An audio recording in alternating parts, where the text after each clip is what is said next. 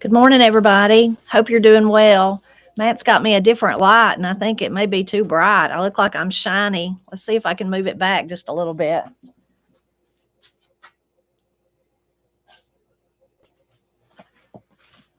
See if that helped. Maybe a little. Maybe that helped. It's not actually not our light. It's Katie's. Katie bought it to help her with her jewelry and stuff because it's dark down here in the basement. But Matt had pulled it over here for me to use this morning. So maybe that's a little bit better. I hope so. Hope all of you are doing really well this morning. It is cold here in Brasstown. I know it's probably cold at a lot of your houses too. It was about, well, just a minute ago, Matt told me it was 11 degrees. So I'm not sure what it was when we first got up. The sun is shining, but it's just really cold.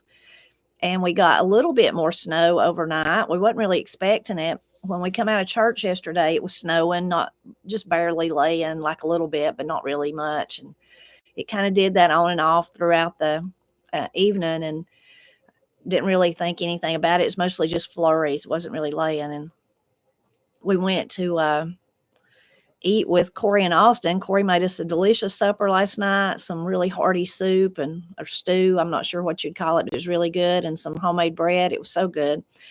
And over the weekend, we got rain, and it did warm up some, so the snow finally melted off our driveway. So last night to go down at Corey's, because it was cold, getting cold. It got cold all through the day yesterday. Our cold weather had come back. We took Katie's car, which is just a 2-wheel drive, just so the baby wouldn't be out in the cold, And then we got ready. We stayed a couple of hours. Nobody was paying attention to what was going on outside. It got dark, and I did know they'd canceled church because of the snow, but I still didn't think anything about it. But anyway, Matt said, I'll go out and crank the car, and we'll let it warm up a minute before we go back up the hill. And then he opened the door and was like, if we get up the hill, not that it snowed a lot, it's just a skiff of snow, but on that already cold ground. And anyway, so we went, and he was going to try to back up instead of go up frontwards. That would work better, but we barely started up the hill, and it was just slick as ice, as they would say.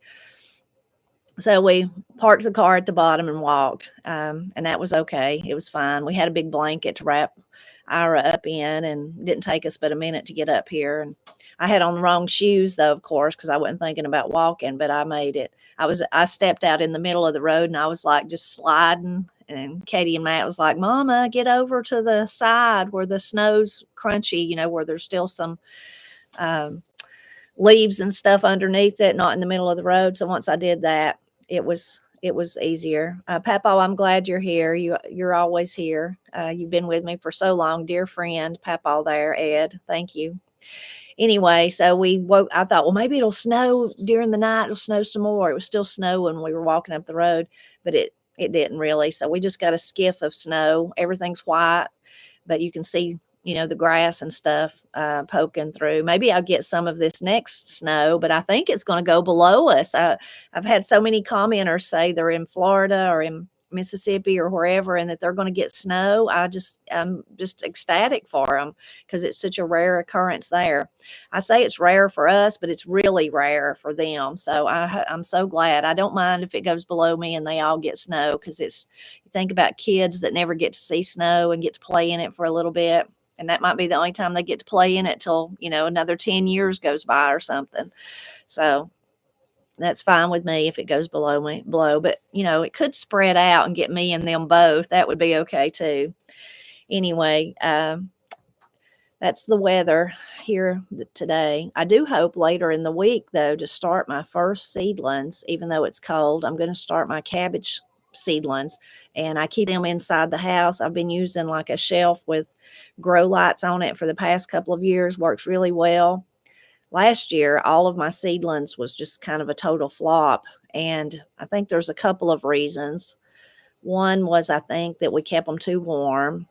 The other was that we had a baby and had a pregnant mama. Corey was still pregnant, and we had Granny sick. It was all those things. There just wasn't time to worry about them. Other things took more important things took our time. So anyway, I do hope to do that later this week, though, to get my cabbage started. I wait a few more weeks before I do the peppers. They are slower growers, but I got longer to wait before I can plant them. If I had the cabbage, I could start planting them, maybe in February or something like that, or March at least, but probably February.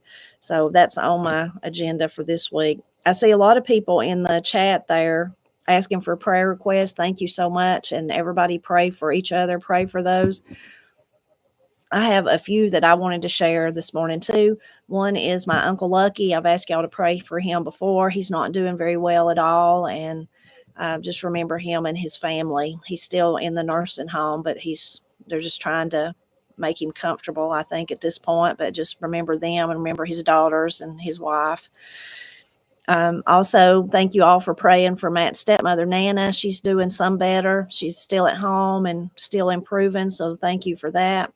I had my friend Wilma ask me that if we would pray for her neighbor Beth, who had a stroke. So please remember Beth. And then I had so many of you recently. It seems like it's just been really tough, and even here in my community, some of the same stuff of people losing loved ones. So I had a commenter last night, Sharon, that said that she hadn't been commenting in a while because she had lost since Thanksgiving. She had lost her sister and her brother. So remember her and all those other people that have lost people.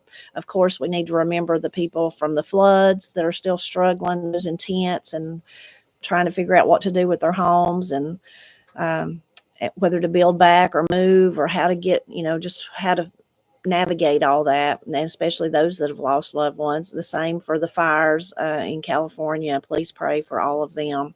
And I have one more that I just thought I wanted to read to you that I thought was really heartwarming. Was from a gentleman, Luke, left last night. So Luke is a subscriber. So I'm just going to read you real quick because I just thought it was inspiring. I found out, let's see, I may want to make sure I get to the bottom of where I was starting. I found out today from the spinal surgeon, after a flurry of different tests over some months now, that I have a degenerative condition in my spine that's causing the wasting vertebrae to be pinching the nerves and causing them to waste also. It's causing constant pain. That being said, I'm so thankful to our Lord Jesus Christ that it's not worse. It's not the pain I can't handle. That doesn't really bother me. It's the feeling useless that does. I know I'm not. And I'm going to keep on trucking as the Lord's grace is sufficient for me, and indeed is sufficient for all of us, no matter what we face.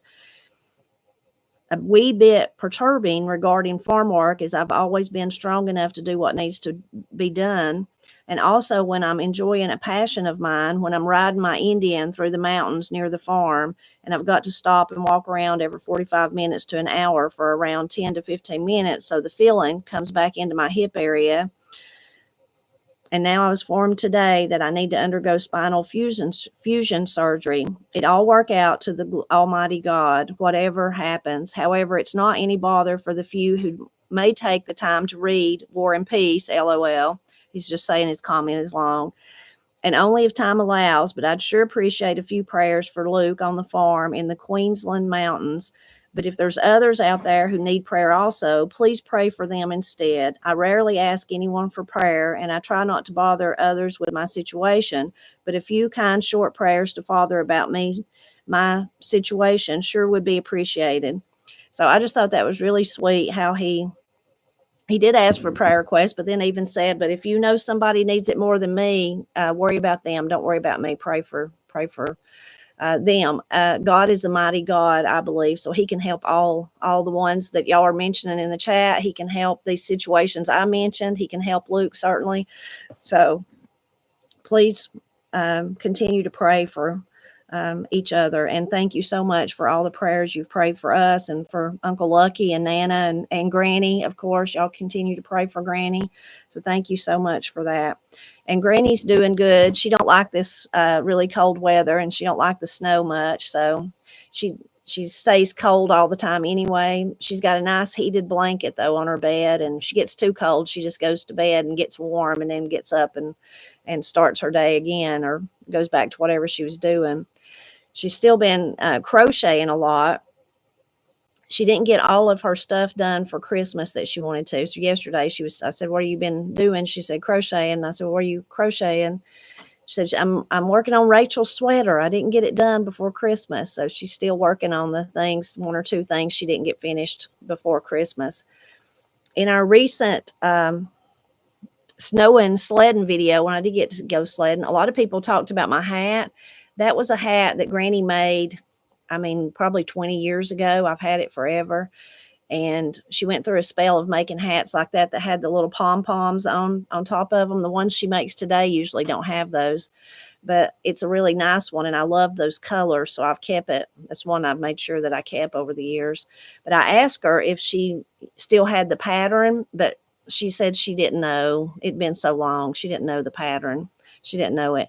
And then I had the scarf on that people had mentioned. I think I had 2 different scarves on in those videos. And actually, Corey and Katie made those. I can't remember which made which, but they went through a spell, and they still can. They make scarves that are real nice, but there for a while they made them, and they, of course, they wore them themselves, but then they, at Christmas or something like that, they might give you a scarf. So those were made by Katie and Corey. They ought to make some more. They could probably put them in their Etsy shop and sell them. But one of them that I had on was just a straight scarf, and then you wrap it around ever how you want to. And the other one was one of those infinity scarves, so you twist it around ever how you want to, or lay it down. If you just wanted to wear it long, you could do that, but I wrap it up so it covers my neck and keeps the snow out if you're sledding. So anyway, that was, a lot of people had asked about that, and Granny's sorry she don't know where the pattern or what pattern she even used. That's been so long ago. Another thing, a lot of people's been asking about the mugs and the egg separators. I still don't have any more, but Rob's working on them, and so hopefully I'll have them soon. And when I do get them, I always list them on Sundays, so you can check the Etsy shop on Sundays. And I could give you the Etsy shop. Of course, our cookbook is in there. There's CDs in there from Paul and Pap, and that's where the egg separators and the mugs will be when I have them back in stock. There's also, we have another merch store that is it is a merch store. That's what it is. It's just print on demand. We don't really fulfill them or anything, but there it is. And you can get coffee cups in it too, just more of the regular coffee cups, but has our logo on it. And they're different from the handmade ones that Rob is making for us. And also, of course, t-shirts and sweatshirts and things like that. And the calendars are still in the Etsy shop too, thinking about getting ready for planting and starting those seeds. I have a video that I'll share this week. I'll talk more about it in that video, but trying to go through things and organize. And I like to do that after Christmas. I don't always succeed, but that's the time of the year I like to do it, because true spring cleaning, I want to be outside. I'm outside doing stuff mostly when you think about spring cleaning. So I like to do it right after the holidays. So I've been working on that. So one of the videos I'll share this week is me cleaning out a drawer. But me, there's a story about everything, so you can look for that one. I hope I'm gonna make Matt some of that macaroni and cheese he's been wanting, so we might share a supper video this week. And then I was going to share Paul's Gene Autry song, All I Do Is Hang My Head High. It's really good, and Paul gives some commentary and talks about it. It's really, really interesting, things I didn't know. And I don't know if I don't know if I'd heard that song before or not. I'm not sure I had heard it, but it's a good one, and it's an old one. And then the other one for his original week was one that, or his original day video was one he wrote. And I know I've never heard this one. And he talks about why he wrote it in there, kind of when people in our area was having some really, really hard times. And but he kind of dedicates it to the people in California and to the people suffering from the flood. So it's a really sincere song. So that's a good one. I'm glad he shared it. And then there was another song I wanted to share talking about the floods. This was from long time supporter of mine on the Blind Pig and Acorn, long time reader, Gigi. And I really always appreciate her comments. She stays with a lot of older people. That was her job, where she'd kind of stay with them and help them and take care of them. And then, till they pass away. But because of that, she learned so much, got knowledge. She has knowledge of her own, of course. But anyway, she's just, her comments are always just make you really feel like her, I guess is what I'm trying to say, make me feel like that. Anyway, she sent me this song, and it's about the flood. It's very moving and powerful. I just put the link in there, and I'll put all these links in the description below too afterwards, after this live is over. But she sent that to me, and then I noticed the last names are the same, and I must have missed it in the first email. She told me that it was her husband, but I didn't realize it. And so I wrote back and said, "Oh, this is great. Is he related to you?" And then she wrote back and said, "Well, yeah, he's my husband." So then I noticed she had actually said that the first time, and I didn't see it. Anyway, you can listen to that song by Jerry Malone. It is really powerful. Really reminds me, the sound of it, of course, is like a old timey Southern rock or something like that. But it's a really moving song, and so many people still hurting from the floods, and still, like I said, financially, mentally. How do they start over? They need guidance, working through all the navigating all the stuff of how to rebuild and how to get help and all that. It is just something. Anyway, you can listen to her song there. And then I had a good piece of information that last week I'd asked you to pray about, still thinking about the people suffering from Helene, how they had lost all their seeds. We hadn't even thought about that. And, I said, I don't know how you'd organize something like that, but to pray about it. Well, there's a dear lady that heard that. Then she's been trying to figure it out. So there's movement, is what I would say. There's movement in that. She's connected with Wayne from Deep River Farm. And so hopefully they'll figure out a way that we can all help with that. I'd be glad to share my seeds. I know a lot of you would be too. So stay tuned on that. But our prayers are working. There's proof that our prayers are working. So continue to pray about that little project, that it works out. And thank you so much for Jan for suggesting it. And then I talked about it. And then thank you to this dear lady too that's working on it, named Vivian. So thank you. And to Wayne, of course. And speaking of Wayne, let's see, here's his, let me share his. He's continuing to, I seen he was about to take another load of supplies to some of the areas there. And on his one of his latest videos. And then also, let's see, if you want to help, it's several different denominations, like a real organizational, they're really efficient, the network that they've created. This is where you could find out more about that if you want to donate. I mentioned last week that one of the families they were helping is now good, and they don't need any more help. They're back to where they need to be. This was his latest video talking about being loaded up and ready to go there. And then also yesterday we had a guest pastor at church, Mr. Hood, and he talked about, he's actually the director, I guess is what you'd call it, of our Baptist organization here. And he shared a little bit of information about what the North Carolina Baptist had done.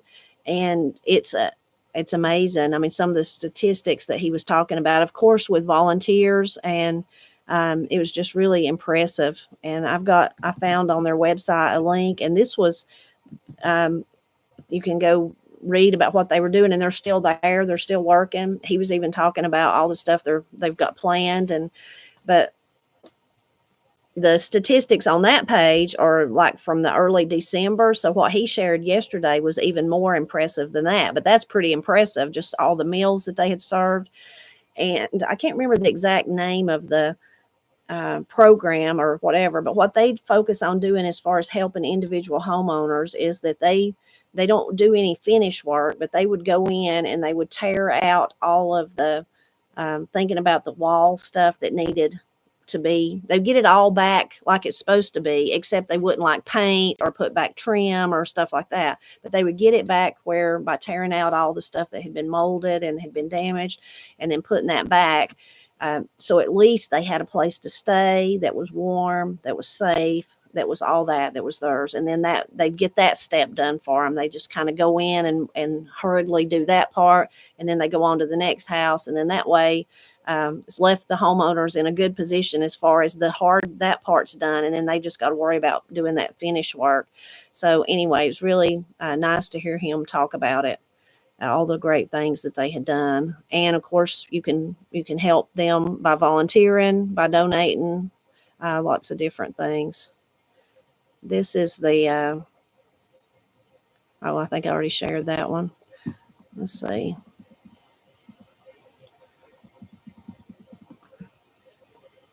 The people at Bald Creek, they're in Burnsville, they're still helping. There's lots of people still helping. So if you've got one you feel led to share, please share it there in the comments. And the one in Swananoa too, there. So many people suffering still. I said from the beginning, of course, all of you knew that too when you looked at the damage, was that it was not something that was going to be completed or fixed in a short period of time. It would take a long time for people to get over it, really years. Okay, I think I'm ready for the wisdom from the comments. And I have two that I wanted to share first, and I'll read some. But one of them is I heard on the Rifleman. Matt's been on a Rifleman kick. He's been watching Rifleman. But this was Micah, the sheriff there, said, if is a troublesome word. If is a troublesome word. Sometimes we need to be, it's in the situation where you didn't need to say if, you just need to be firm and say, yes, that's what's going to happen, not if, Anyway, I just thought that was funny that I heard it on the Rifleman. And then I got to live a real life one on Saturday morning, one very common that we all hear, probably heard since you were a child, but is don't cry over spilt milk. Now, I wasn't crying. I didn't actually cry, but I was kind of being a grouch about it. When we got up on Saturday morning, I was going to make Matt some breakfast. And I went in the kitchen, I opened the refrigerator, and right away I seen on the bottom shelf was just full of milk. It was just ponded up. It had leaked. And I was like, what? That's a mess. I'm going to have to clean it up. But it was the strangest thing because there was actually 2 half-gallon containers of milk in the refrigerator. And both were on the shelf. No, let's see. One was on the shelf that was flooded with milk, and one was on the shelf above. So the one above, I looked like all around it, underneath it, because I thought immediately it was probably that one that was leaking. No, there was no milk on that shelf. So I was like, okay, it can't be that one, because I wanted to get the milk before I started cleaning up, get the rest of the whatever was leaking out. And then I looked on the other shelf where there was a flood. But the funny part is that milk was sitting, it was laying down, but it was on top of a carton of eggs. And there was no milk anywhere around the carton of eggs or it. The milk was all over here. So I was like, how in the world did that happen? How did the milk not leave a trail from wherever it come from? And it had to come from one of those 2. That's the only milk in the refrigerator, Anyway, I had to take everything out, of course, and clean it and wiping off all the bottoms of the stuff that was sitting in the milk. And it had got down in one of the cracks, and I cleaned all that out. And I don't know why, I guess because I was just not thinking. I was sleepy and I was being a grouch, thinking I had all this stuff I wanted to do today, and it wasn't clean up milk, And then when I got all that back and thought I was totally through, then I went to open one of the drawers. Well, I didn't realize the milk, of course, had went down the sides, and it was underneath the drawers in the bottom. So I had to take the drawers out and clean all that. And I was just being a real grouch about it. And then all of a sudden that come to my mind about not crying over spilt milk. And I thought, and how ridiculous, I have milk to spill. And because it wasted, it's not dire consequences for my family, because I still had the milk, in the one. And I just started thinking of all the things I had to be thankful for, that I had a refrigerator, that I was able to clean it out, that I had all that food I had to move to get to and to clean up the milk, all. And my mood improved immediately. So I thought, well, that's a good one. That's one we've all heard. Don't cry over spilt milk. But that was, like I said, I wasn't crying, but in my mind, I was like, this is not what I want to fool with. I've got so much stuff I want to do. I just want to cook breakfast and get on with my day. And I have to clean up all this milk.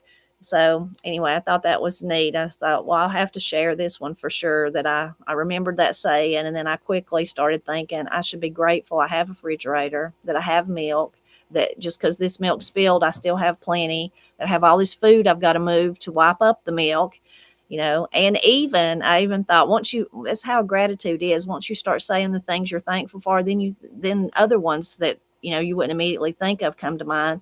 And then I thought, and I cleaned my refrigerator. That's like one of the tasks I don't like to do, but I was like, so I managed to clean the refrigerator too. That's, I should be happy about that too, even though it was because of the weird milk leak and that I still can't figure out how it leaked, but not from I don't know. That was just a mystery. Maybe it was I needed to learn that. Maybe God did that for me so that I could learn it and share it with y'all. I knew immediately, though. I was like, I've got to share this one.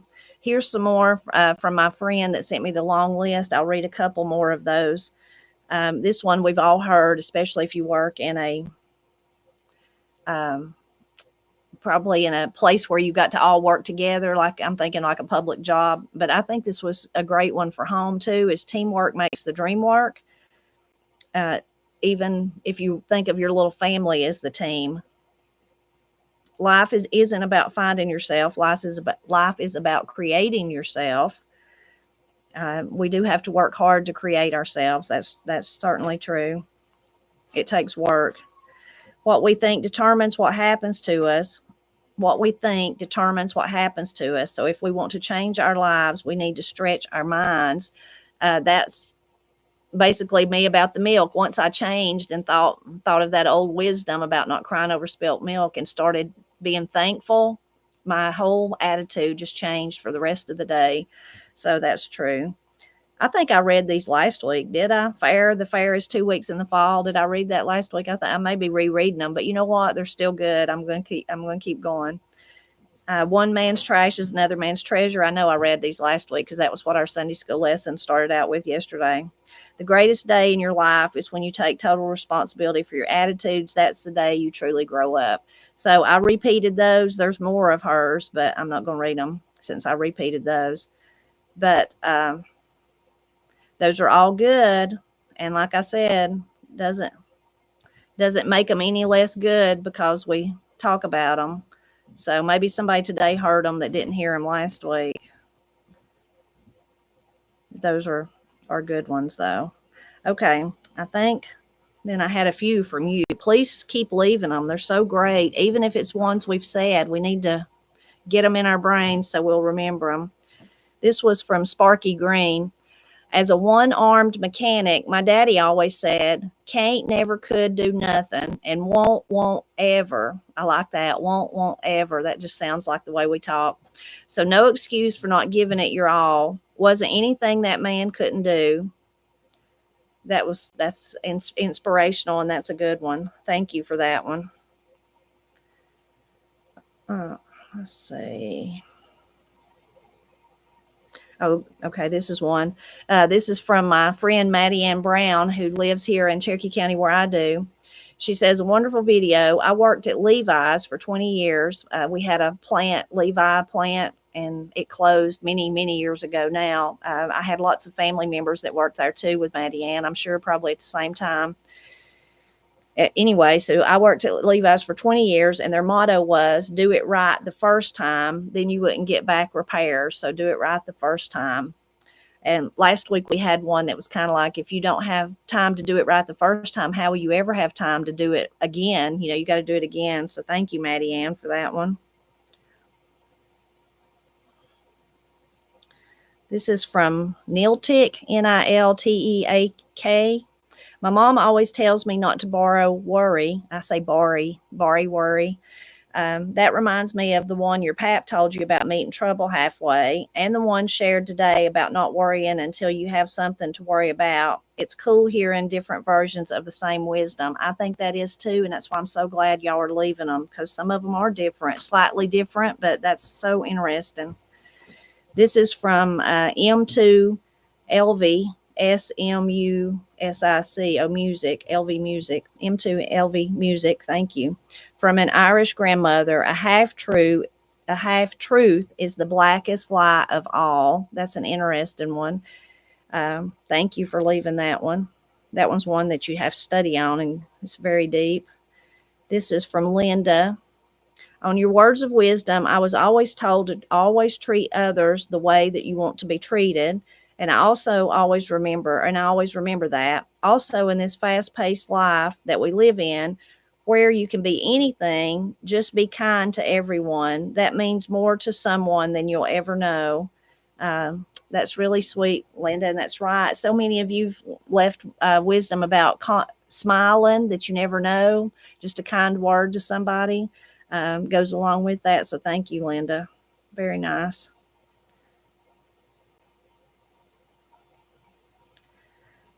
This is from Annette. Eleanor Roosevelt said, "No one can make you feel inferior without your consent. I've had people try, so I put this to use." Annette, thank you for that one.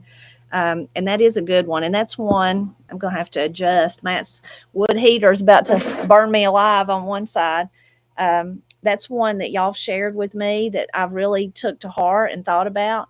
And if you are a YouTuber, you have to have a thick skin. And sometimes people's comments can really bother you, even though they're mean spirited and you know they are, and you know it's somebody that don't even know you and all that.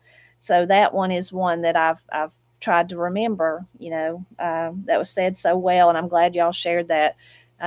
Annette did, but then other people have shared that quote from Eleanor too. So thank you. I really like this one. Autumn says, "Crooked logs also make straight fires. During the winter months, you don't need to find a perfect log to stay warm when a crooked one will do just fine and have the same outcome. No need to look for perfection. Just make do with what is available." I really like that too. So often we think we have to have perfection. And a lot of times we might reach perfection and then it don't give us any satisfaction. It's just something we're just searching for something we can't really attain. So thank you, Autumn. I really like that one. Crooked logs. Me and Matt could attest to that for sure. This is from Daphne. Word of wisdom. When God speaks, oftentimes his voice will call for an act of courage on our part. I really love that one. This is from Rick. Rick says, "It's not what you know that counts. It's what you know after you know it all." That's one of those that you'd have to really study about and think about, but it's true. Yeah. Thank you, Rick. This is from Skip. Word of wisdom. Where God guides, he provides. That's good, and that's a good one. The gentleman that we had yesterday, Mr. Hood, he told some stories like that where he just had to trust and go forward, and then God provided. This is from, I can't read it all, but American Red. My father told me when things look bad, it could always be worse. And this has been my life for 64 years. God bless all. That is a really good one too. Pap used to tell me that, Tipper, you ought to always look around you and you find somebody worse off than you are, when I was complaining about something that I'm sure was really trivial and didn't matter. But that's a good one. Thank you for sharing that from your father. And I think that's all. Thank you so much for sharing the wisdom. I hope you'll continue to share it. I hope all of you have a really wonderful week. If you get that snow, I hope you enjoy it. If you want it, some people are tired of the snow and wish it would go away. I'm still hoping I get one more big snow, of course. I'm not sure I'll get any of this week, but I like thinking about those people that maybe hadn't got it in 20 years that are going to get snow. So it's just such a unique thing. And this has been a cold winter so far for a lot of the United States. So maybe I'll get one more big snow. But I hope all of you have a really, really wonderful week. I'm always glad when you stop by to visit with me on Monday mornings, and I love you all. Bye bye.